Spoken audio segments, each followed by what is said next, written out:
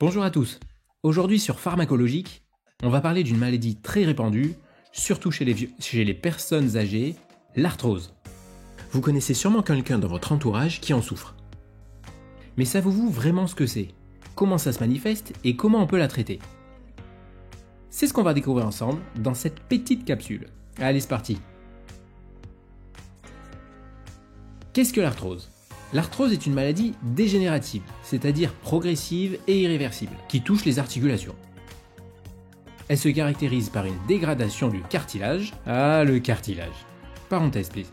Le cartilage est un tissu souple et élastique qui recouvre les surfaces osseuses, jouant un rôle essentiel dans la répartition des charges et la limitation des frictions lors des mouvements. Le cartilage est composé de cellules appelées chondrocytes, qui produisent une matrice extracellulaire contenant des fibres de collagène et des sucres complexes nommés glycosaminoglycanes. Ah, les glycosaminoglycanes. Parenthèse. Non mais on s'en fout complètement du glyco, je sais pas quoi là. Je referme toutes les parenthèses. Et on revient à l'arthrose.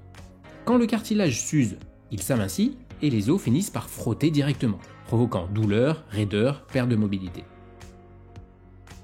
L'arthrose s'accompagne d'une diminution de la production de liquide synovial, ça c'est comme de l'huile dans un moteur, d'une diminution de l'espace articulaire et d'une érosion du cartilage. Ça ressemble pas à une rouille des articulations en fait, ouais c'est bien ça la rouille. Les articulations les plus atteintes sont celles des mains, des genoux, des hanches et de la colonne vertébrale. Comment la traiter? L'arthrose évolue lentement, de manière insidieuse, comme un serpent, pouvant rester stable pendant des années ou progresser rapidement.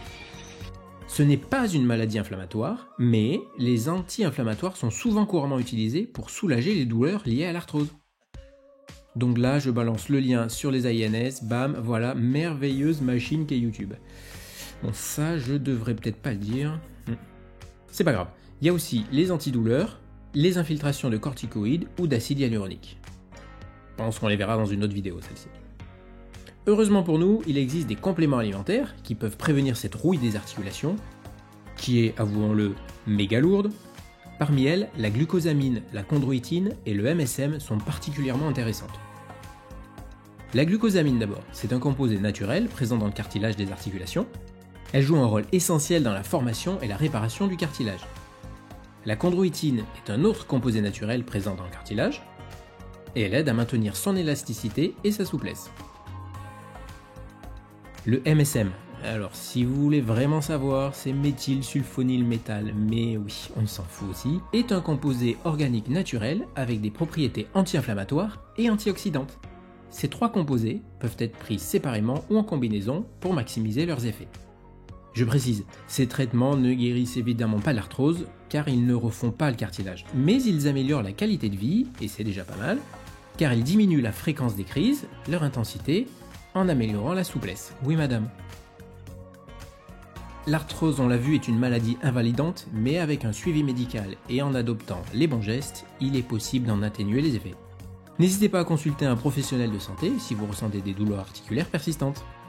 Nous, on se retrouve bientôt, et n'oubliez pas, un abonnement, un like, ça fait plaisir. La bise.